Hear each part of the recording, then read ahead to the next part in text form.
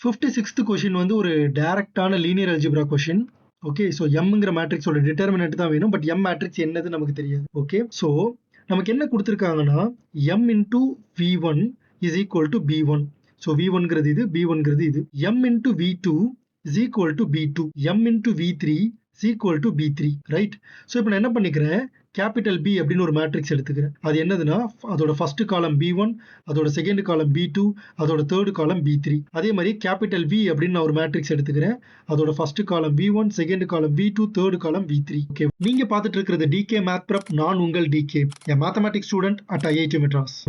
So இந்த மூணையுமே satisfy பண்ணக்கூடிய அந்த மேட்ரிக்ஸ் எப்படி இருக்கும்னா capital MV is equal to B. Okay, so இப்படிதான் இருக்கும். ஸோ இதுல இருந்து எனக்கு என்ன தெரியுதுன்னா determinant of M is equal to determinant of b divided by determinant of v. Obviously determinant of b and determinant of v நம்மளால calculate பண்ண முடியும்.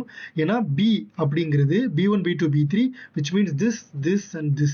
So b பார்க்க எப்படி இருக்கும்னா √3 √2 -5 √15 √10 √5 √12 negative √18 and 0. Similarly v பார்க்கிறதுக்கு எப்படி இருக்கும் அப்படின்னா this one and this one, that is √15 √15 0 0 0 √30 negative √15 √15 0. ஓகேவா? So determinant of v calculate பண்ணீங்க அப்படின்னா உங்களுக்கு -30 √30 அப்படின்னு வரும். ஓகே, ஸோ இது ரெண்டையும் டிவைட் பண்ணீங்க அப்படின்னா உங்களுக்கு -1 அப்படின்னு வரும். So -1 is the right answer. Thank you so much for watching this video.